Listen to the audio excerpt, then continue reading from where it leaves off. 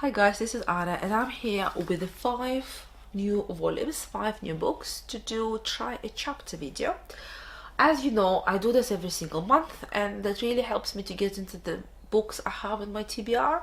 Some of the books I read in the same month, some of the books I read in the consecutive months. But it gives me pretty good idea about what the book's about, the writing style. So as a reader who likes to have several books on the go at any given time, that gives me a little bit more of a choice. So for the month of May, I have selected those 5 books to talk about. One of them is in Russian, has not been translated into English, but I think it will be. I'll talk about this book last. I think I'll keep it until the last. And then I have 4 more books in English, one of being a translation from German. And I wanted to read this book in the May anyway. I've shown it in my plans, in my TBR for May, so it makes even more sense to read it now in this video. So I think I can actually start with that book, which is a translation from German. It's called Dream Story, written by Arthur Schnitzler. And Arthur Schnitzler was an Austrian physician and a writer. He was mostly a theatre writer, so he's written lots and lots of plays, some of which were so scandalous they have been banned during his lifetime.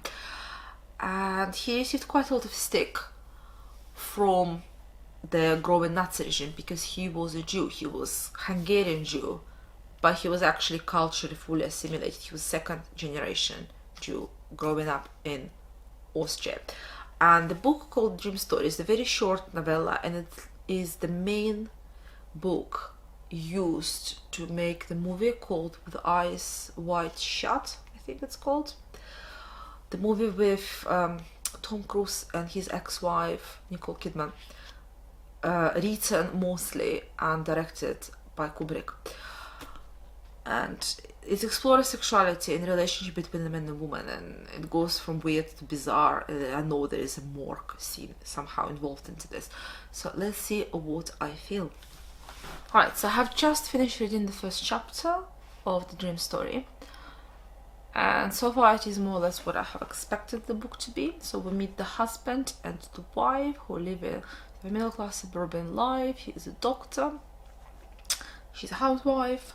They meet in the evening because they read the book to the daughter falls asleep, and then they start the conversation. And the catalyst for the conversation was the ball, first ball of the season the two have attended, where it was ball with a dress code. So they had a proper carnival, they were wearing dominoes, basically they went incognito. They knew who they were in their costumes, but they could not recognize any of the friends.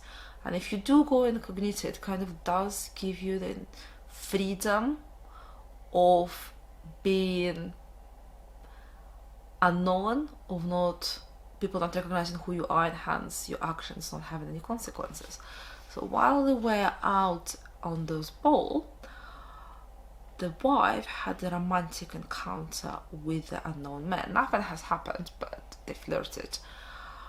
And she felt more attractive, more desired, and as a result of it, the husband and wife went home and had passionate sex. Basically, it gave a boost to their relationship. So they're going through that evening, the following day, they're going through that evening and the following evening, discussing it over. And both of them feel a little bit ashamed of what had happened. There's nothing has happened outside a little bit of excitement because another man desired her and she felt more attractive as a result of it. She became more attracted to her husband.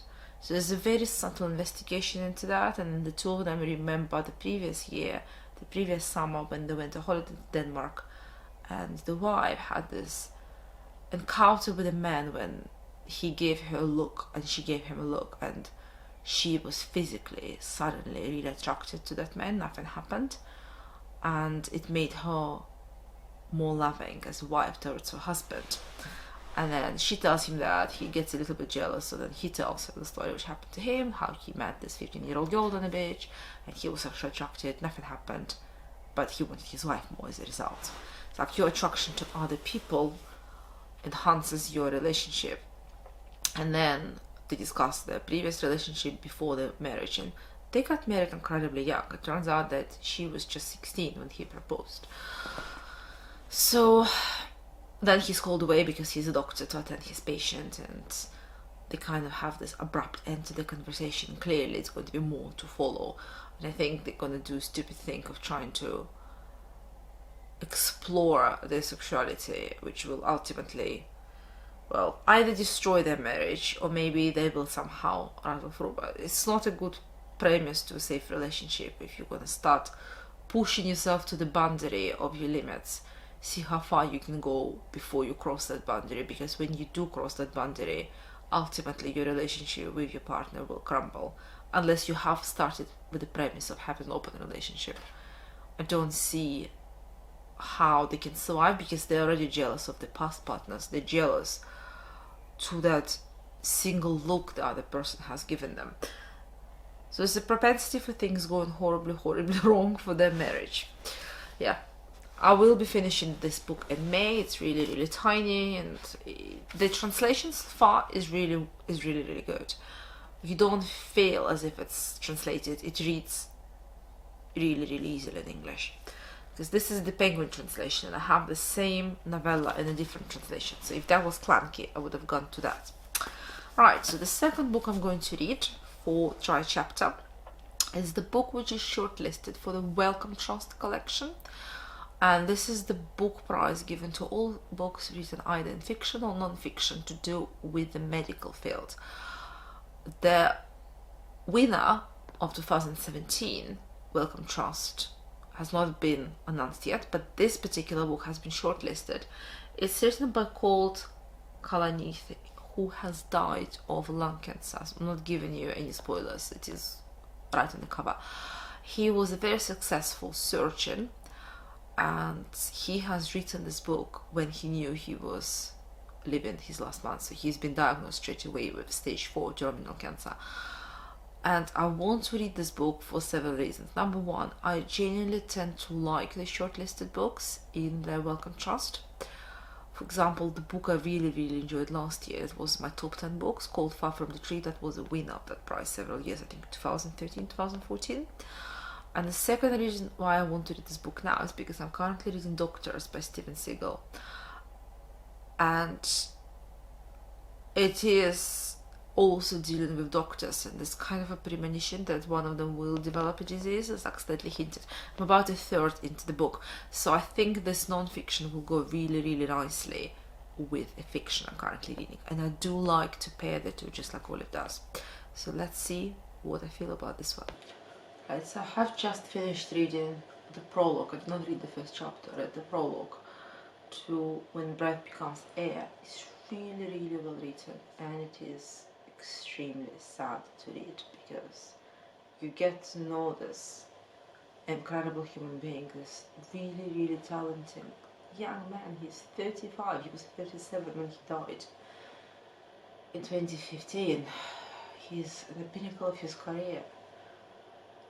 He's just finishing his residency, basically the blood, sweat, tears of 10 years of medical training, so he can get some normalcy, some illusion of a normal life. And right at that point he realizes that he actually has terminal lung cancer, which has metastasized to his spine, hence the back pain, and his liver and everywhere. And basically there is only one end result for the story. So he sets to write this book. Before he has written the book, he has published in the Stanford Review and in New York Times. And his essay about time left and death was extremely popular at the time. They were talking about 2014, 2015, when the book was written. It was written really quickly, because he knew he was dying. And it was published with the help of his friends, and his widow, who herself is a doctor. So he was also in a residency training. So if he was neurosurgeon, she was internal medicine specialist. It's incredibly sad, but his writing style is so good, which is even sadder because, as well as having his medical training, his undergraduate degree was in English literature. He did masters in English literature. in Cambridge. Before going back to America, he wanted to do literature, so for a while he was undecided. But then he felt his calling and he trained as a doctor. So this is an incredibly fast-paced read. The book is small, and if I carry on with it, I know I'll finish it tonight, possibly tomorrow. So it's very, very, very well written, very, very fast. The writing is simple, the font is large, and it's not that much of a text, but I'm not sure I will read it tonight because it is sad. I've read the last lecture over the Christmas break, and this is going to be sadder, and it's much more flinching because it is written by a medic who doesn't have to second guess. He knows exactly what the heck is happening with him. Right, the third book I will try a chapter from today is Atonement by Tim McEwan, and I have not read Atonement. I have not watched the movie with Keira Knightley. I don't think I will watch the movie because I don't really like her as an actress. But it has been shortlisted for the Men Booker Prize in 2001 and did not win. And I know a lot of booktubers have been recently going through this book. I know Olive has read it very, very recently and she did like it. So yeah, we'll see what I think. It's got dark outside and I have finished reading the first chapter of Atonement by Ian McEwan. And in my particular edition, it's about 17 pages of fairly small font, and I found the font quite difficult, so it has taken a while. So far, it's not bad, although I'm not that keen on his writing style. I think it's a little bit too pompous and a little bit too flowery, and I have not decided if it's him or it's done for the benefit of the main protagonist. So far we meet Bryony and we'll look at the world through her eyes. She's quite of a special child. She's the youngest of the 3 kids. She's the baby of the family, or the child of the family. She's 13 years old, and I think she's a little bit on the artistic side. She definitely has an OCD for cleanliness, it's mentioned several times, and she likes writing as her hobby. Nice kid.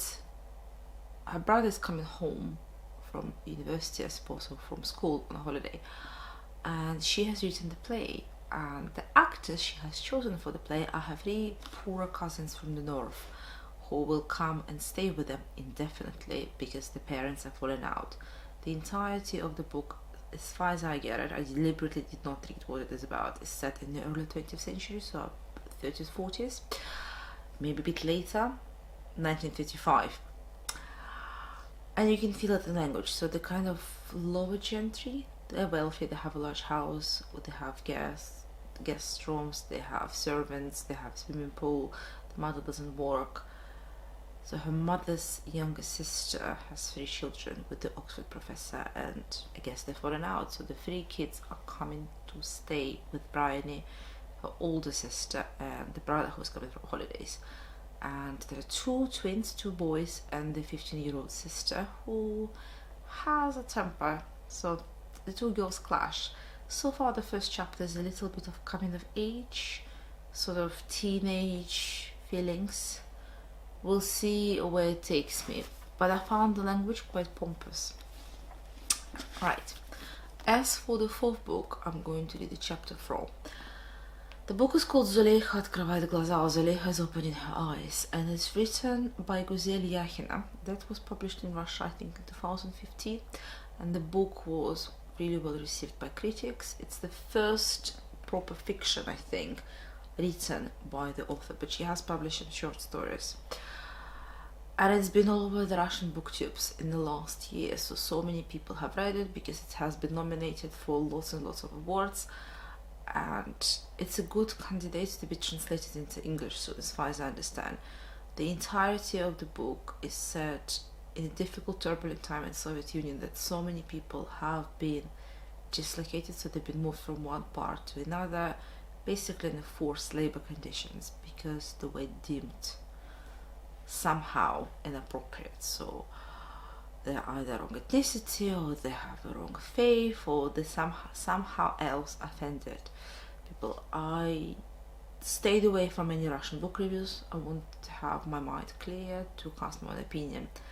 but the chapters in this book are quite long. So the first chapter is about 42 pages long in a quite small font. So it's already 10 o'clock in the evening because I had a long day. So I'm gonna give it a fair start. If I don't finish recording this video today, then I'll do it tomorrow and then record my fifth book, because the chapter in my fifth book is also quite large, so we'll see. Okay, so I've just finished the first chapter of The Lair Opens Her Eyes, and I really like it. I really like the style. There's some cliches there with the birch tree. It seems that you have to have a birch tree as an allegory. But oh my god, I really pity the woman whose life we get to experience in this book. She's 30 years old. For the past 15 years, she's been married to a much older man. He's 30 years her senior. And what's even worse, his beloved mother is still very much alive. Even though that she's deaf and blind, she still rules. She rules the household with a fist of iron. And she's a very horrible mother-in-law, like a stereotypical hellish one. So I really feel for the main heroine, because this is not a life she's living, she's existing, and no one is even recognizing all the work she's put in a day. It's just horrific. Her life is horrific. I mean, how much worse can it get? Because no one wants to have the life she's living. It's just hell.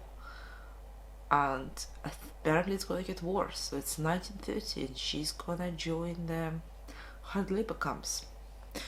Maybe she will actually thrive in them, because she's really well prepared by her marital bliss.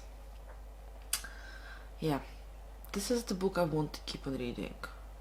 It's really easy. So 42 pages just flew by. So yeah, I might actually finish it this month. And then last but not least is the book I have seen recently on the BookTube, and it is set in Harvard, so following with the theme of the book I'm reading currently, and we get to see second generation Turkish girl go to Harvard as a fresher and meet some people who are very culturally different from her, and then you follow her story of growing up. So it's a bit of a delayed adolescence. It's not adolescence, but it's basically maturing when you go to university, the change you experience. So I know it's a large font, and because it is a large font, my first chapter is going to be over 50 pages long, but we'll see how it goes and whether I like it. Just finished reading the first 39 pages or so of The Idiot by Liv Batman. There are no set chapters in this book. It's just goes on and on, divided by season. So there are 4 seasons. It's a weird thing. It's the third book I've done for this series, which has seasons. It's a bit strange. So I've started with the fall. You go with a fresh hut in 1995, and my narration is driven by a first generation born in America girl, or she came in when she was very young and still decides that she speaks Turkish, but she has proper American accent and everything. So she goes to Harvard and she's a bit of a lost soul. She's not so sure what she wants to major in. She likes art, she likes creative writing, blah blah, and then she picks up this Russian for beginners class, and there is a collection of weird people in there, and basically they get to know each other. So far it's blah. I'm not so much enthused by this book, but we'll see where it goes. It's going to be a while till I pick it up, because I'm not really that much into it, but I'm going to keep on reading until I finish at least one of the 4 seasons, because maybe it will change my opinion.